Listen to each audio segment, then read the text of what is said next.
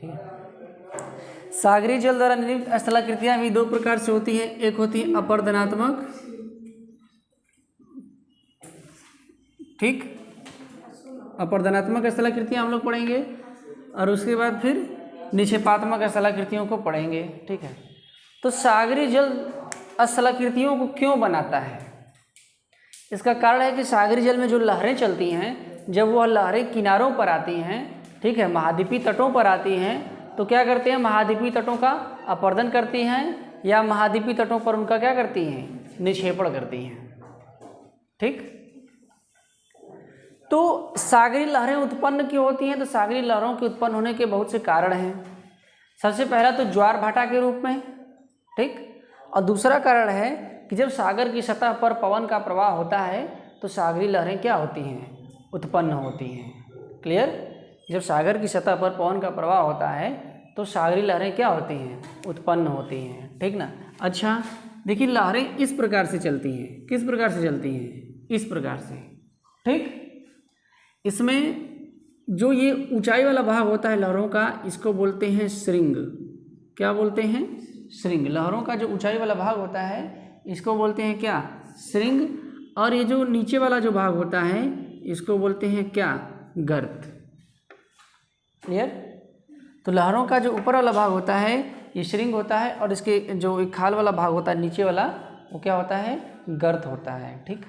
कभी कभी क्या होता है कि लहरें बहुत तेज़ी से चल रही हों और बहुत ऊपर तक उठ रही हों, और यह जो श्रृंग हैं ये बहुत ऊंचे हो जाएं, तो श्रृंग क्या होंगे, जब श्रृंग बहुत ऊंचे हो जाएंगे, ठीक ना, ऐसे जब श्रृंग बहुत ऊंचे हो जाएंगे तो ये टूट जाते हैं, और टूट करके ऐसे इधर की तरफ क्या करते हैं, गिरते हैं।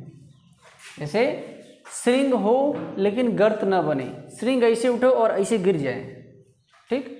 तो इस प्रकार से जो श्रृंग होते हैं इनको क्या बोलते हैं, सर्फ कहते हैं। सर्फ, इन्हीं का नाम ब्रेकर है, ठीक, या श्वास भी इनको कहते हैं, श्वास, ब्रेकर या सर्फ। इस प्रकार के श्रृंग को कहते हैं वह श्रृंग, ठीक है, जिसमें लहरें क्या हो, बहुत ऊपर ऊंची उठ जाएं और फिर टूट करके गिर जाएं। अंतर समझिए, ये तो लहर है, ऐसे ऐसे ऐसे ऐसे क्या कर रही है, चल रही है, तो श्रृंग और गर्त बन रहे हैं। लेकिन इतना ज़्यादा श्रृंग हो जाए, इतना ज़्यादा लहर ऊपर उड़ जाए कि फिर वो क्या हो, गर्त न बने और ऐसे धराशायी हो जाए, ठीक है, तटों पर क्या हो जाए, इस प्रकार से धराशायी हो जाए, तो उसको हम क्या बोलते हैं, सर्फ या ब्रेकर, ठीक। क्लियर? जब लहरों को हम पढ़ते हैं तो लहरों में हमें दो प्रकार की चीज़ें दिखाई देती हैं। क्या? एक तो आपका वेलांचली धारा होता है। क्या होती है? वेलांचली धारा, ठीक है, इसको बोल सकते हैं लिटोरल करंट। लिटोरल करंट होती है वेलांचली धारा। अब वेलांचली धारा क्या होती है? वेलांचली धारा ऐसी धारा है, अगर ये क्या है, तट है, ठीक, तो तटों के समांतर चलने वाली धारा या तटों पर जो सागरी धारा क्या होती है, तिरछा टकराती है। ये तट है और तट से कोई सागरी धारा क्या करे, बिल्कुल तिरछा टकराए, तो तिरछा टकराने लगती है तो क्या होता है, ये फिर इसके टकराने के बाद क्या होती है, कुछ धाराएं समांतर चलने लगती हैं। तो तटों के समांतर चलने वाली धाराओं को क्या बोलते हैं, वेलांचली धारा बोलते हैं, ठीक। और कुछ होती हैं दूसरे नंबर पर तरंगिकाएं। क्या होती हैं? तरंगिकाएं होती हैं, ठीक है, रिप करेंट्स होते हैं, रिप करेंट्स होते हैं। अब रिप करेंट्स का क्या काम है? तो जो रिप करेंट्स होते हैं ये बड़े पैमाने पर सर्फ होते हैं। सर्फ अगर बड़े पैमाने पर बढ़े तो हम उनको क्या बोलते हैं, तरंगिकाएं बोलते हैं। सर्फ अगर बड़े पैमाने पर बने, ठीक है, मतलब श्रृंग बहुत ज़्यादा ऊंचा उठ के अगर सागरी तटों पर गिरता है और यह प्रक्रिया क्या होती है, लगातार चलती रहती है, तो इसको क्या बोलते हैं, तरंगिकाएं, रिप करेंट्स बोलते हैं। और वेलांचली धारा है, लिटोरल करंट हमने आपको बता ही दिया, लिटोरल करंट, ठीक है, क्या कि तटों के समांतर चलने वाली सागरी धारा को क्या बोलते हैं, वेलांचली धारा बोलते हैं। क्लियर? अब जब यह धाराएं चलती हैं तो बार बार क्या करती हैं, तटों से टकराती हैं, बार बार तटों का क्या करती हैं, टकराती हैं। तो तटों पर जब टकराती हैं तो दो काम करती हैं, अवसादों को ला करके या तो छोड़ती हैं और या तो तटों को और काटती हैं। ठीक है, तो अवसादों को छोड़ती हैं या तटों को क्या करती हैं, काटती हैं। तो सबसे पहले हम लोग देखेंगे कि जो तटों पर घर्षण करती हैं, जो काटती हैं, जो तटों को अपरदित करती हैं, उनसे किस प्रकार की स्थलाकृतियों का क्या होता है, निर्माण होता है। ठीक है, तो सबसे पहले हम लोग क्या देखेंगे, देखिए सबसे पहले हम लोग देखेंगे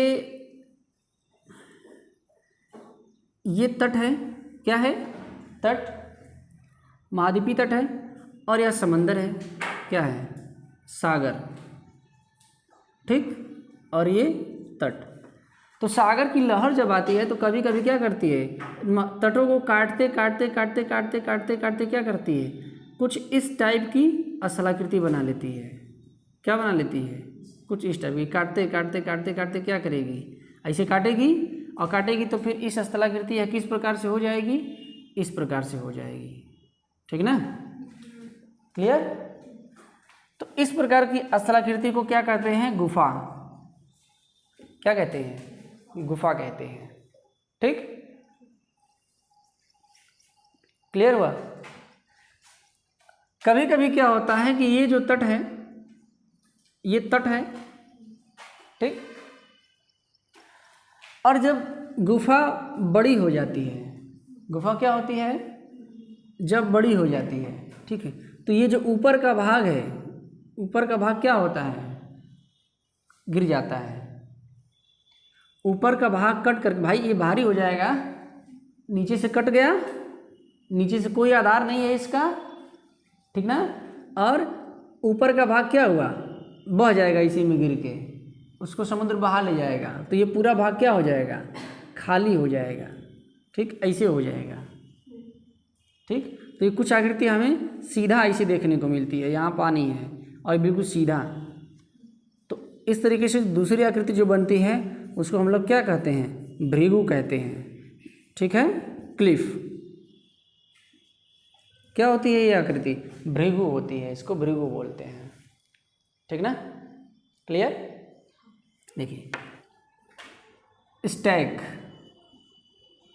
ठीक ना, स्टैग क्या होता है, देखिए ये क्या है, सागर तल है, सागर तल के बीच में जो चट्टानें होती हैं, ठीक है, इन चट्टानों को समुद्री लहरें क्या करती हैं, इन चट्टानों का अपरदन कर देती हैं।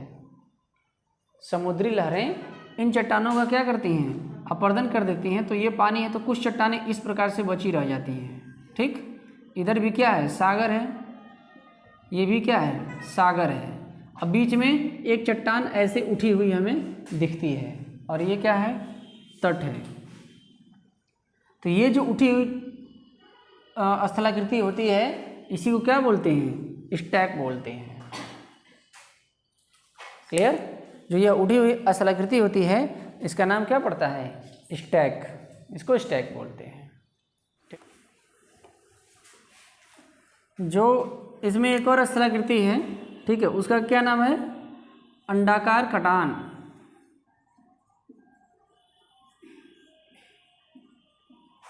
या लघु निवेशिका,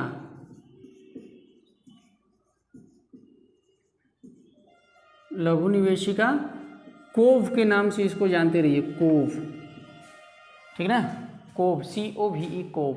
ठीक, ये क्या होता है, कभी कभी आप समुद्र तट जो है इस प्रकार से देखे होंगे, ठीक ना, और ये पूरा क्या है, सागर है, पूरा ये क्या है, सागर है। तो इस प्रकार से जब सागरीय तरंगें क्या करती हैं, तटों का कटाव कर देती हैं, ठीक ना, और तटों में इस प्रकार से स्थलाकृतियाँ ऐसी ऐसी बन जाती हैं।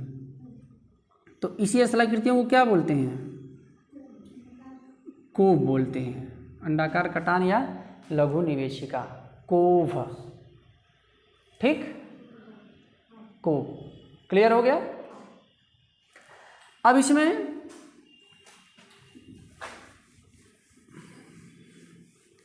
आसान है, ये बहुत ज़्यादा कठिन नहीं है, कुछ चीज़ें और हैं इसमें, समझ लो। निक्षेपात्मक, जब हम निक्षेपात्मक स्थलाकृतियों में देखेंगे तो निक्षेपात्मक स्थलाकृतियों में सागरीय जल द्वारा सबसे पहले क्या आता है, पुल या पुलिन, पुलिन आता है, पुलिन बीच होता है, ये क्या होता है, बीच। अब ये क्लियर हो गया होगा ज़्यादा, है ना, गोवा वाला बीच तो वही है, ये समझ गए। क्या होता है कि जो तट होते हैं सागरीय समुद्रों के किनारे, क्या होते हैं, जो तट होते हैं, तो इन तटों पर सागरी लहरें क्या करती हैं, रेत का जमाव करती हैं। रेत और बजड़ी का क्या कर देंगी, जमाव कर देगी इन तटों पर। इससे किसका निर्माण होता है, बीच का निर्माण होता है। रेत बजड़ी आदि का क्या करती हैं, सागरी तरंगें जमाव कर देती हैं। तो इन्हीं रेत या बजड़ी के जमाव को क्या बोलते हैं, पुलिन बोलते हैं, बीच बोलते हैं। ठीक। दूसरी चीज़, कभी कभी क्या होता है कि जो अंडाकार निवेशिका होती है या क्लोब होता है, सागरी जल ने क्या किया, ये अंडाकार निवेशिका या कोब है जो कि अपवर्तनात्मक स्थलाकृति है। ठीक। कभी कभी क्या होता है कि सागरी तरंगें इसके बाहर बाहर क्या करती हैं, निक्षेपों का जमाव कर देती हैं। बाहर ही क्या करेंगी, रेत और बजड़ी का जमाव करके इसको बीच बना देंगी, पुलिन बना देंगी। ठीक ना, क्लियर। तो सागरी जल का जो भाग रहता है वो अंदर ही रह जाता है, तो इसमें जल भरा रह जाता है। तो इसी को क्या बोलते हैं, लैगून झील बोलते हैं। क्या बोलते हैं, लैगून झील बोलते हैं। स्थलाकृति बनती है सागरीय तट के, जैसे ये तट है, ठीक, बीच में यहाँ क्या हुआ, कोई जमाव हो गया। ये पूरा क्या है, सागर है, जल है, समुद्री जल है। ठीक, ये पूरा बीच में क्या हुआ, निक्षेपों का क्या हो गया, जमाव हो गया। तो जब निक्षेपों का जमा हो गया तो इसको क्या बोलते हैं, रोधिका बोलते हैं। ठीक ना, क्या बोलते हैं, रोधिका।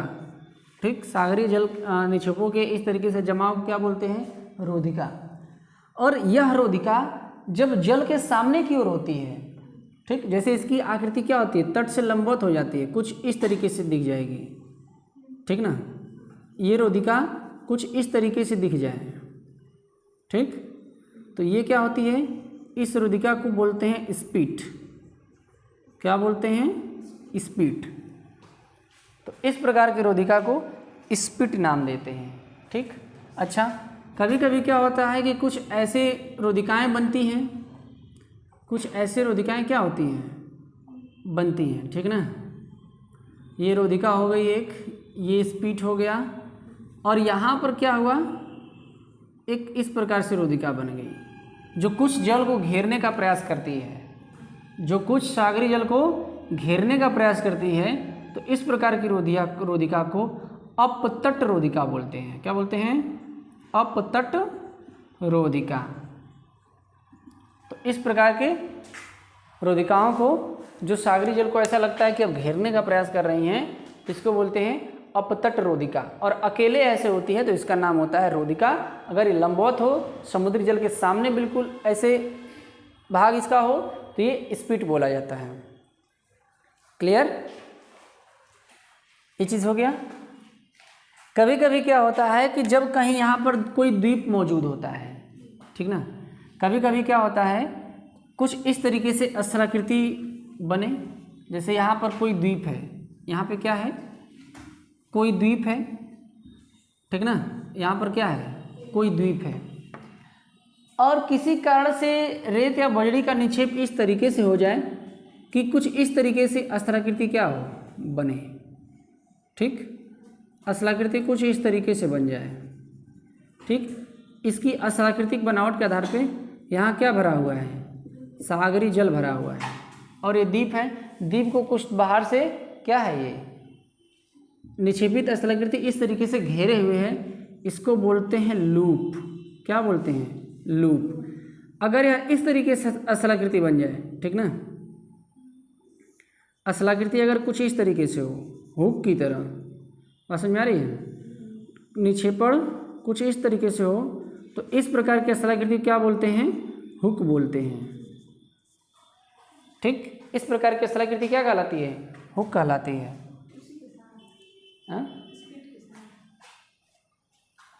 हाँ, अलग से ऐसा बने, स्पीड रहेगा तो केवल लंबवत रहेगा। हाँ, और उसमें इस तरीके से बन जाए तो इसको हुक बोलते हैं। ये लूप होता है। ठीक, अब इसमें आगे क्या होता है देखिए, जैसे यह कोई चट्टान है, यहाँ पर क्या था, कोई चट्टान था, ठीक है, इस तरीके से समझिए, हो गया ये।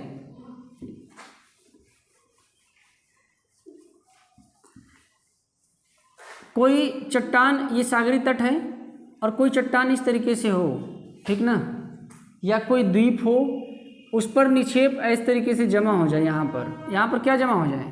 निक्षेप जमा हो जाए, तो यह आकृति क्या कहलाती है? टोम्बोलो कहलाती है। टोम्बोलो को आप निक्षेपात्मक स्थलाकृति में ही रखेंगे। किस में रखेंगे? निक्षेपात्मक स्थलाकृति में, अपर्दन में नहीं रखेंगे। बनता तो अपर्दन के कारण है, ठीक है ना। देखिए, तट का अपर्दन हुआ और तट से रेत बजरी सब आ करके क्या हुआ? द्वीप के सामने इकट्ठा हो गया। तो चूंकि अपर्दन तो हम इसको नहीं कहेंगे, इकट्ठा हो रहा है, इसलिए हम इसको क्या बोलेंगे? टोम्बोलो बोलेंगे। तो टोम्बोलो क्या है? अपर्दनात्मक नहीं, निक्षेपात्मक स्थलाकृति है। क्लियर? नहीं, निक्षेपात्मक में आएगा। क्लियर ना? ठीक, तो इस तरीके से सागरी जल द्वारा निर्मित स्थलाकृतियों में अपर्दनात्मक स्थलाकृतियाँ और निक्षेपात्मक स्थलाकृतियाँ, ये दोनों प्रकार की स्थलाकृतियाँ इस तरीके से हैं जिसको हम लोगों ने समझा है। ठीक है, तो इस प्रकार से जितनी भी स्थलाकृतियाँ हैं वे सब की सब स्थलाकृतियाँ क्या हो गई? हम लोगों ने कंप्लीट कर लिया है। क्लियर? अब फिजिकल ज्योग्राफी यानी कि भौतिक भूगोल के जो मॉर्फोलॉजी वाले पार्ट में बस 2-3 चीज़ें और रह गई हैं। ठीक है, जैसे कि अपवाह प्रतिरूप रह गया है, पठार और पर्वत का निर्माण रह गया है। क्लियर? और बाकी सारी चीज़ें हमने धीरे धीरे क्या कर लिया है? कवर कर लिया। ठीक, अब यहाँ से 2-3 दिन के बाद हम लोग फिर क्या स्टार्ट करेंगे? फिजिकल ज्योग्राफी में ही क्लाइमेटोलॉजी वाला पोर्शन। ठीक है, वायुमंडल, जलवायु, ये सब हम स्टार्ट करेंगे। क्लियर?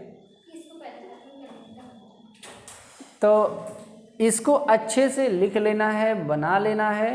सारी स्थलाकृतियाँ एक जगह, वायु द्वारा पवन द्वारा निर्मित अपर्दनात्मक एक जगह, निक्षेपात्मक एक जगह,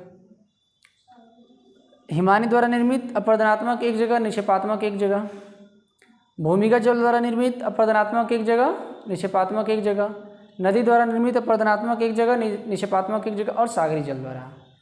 जब ऐसे लिख करके याद कर लेंगे एक जगह तो सारी चीज़ें क्या हो जाएंगी? क्लियर हो जाएंगी। ठीक है ना?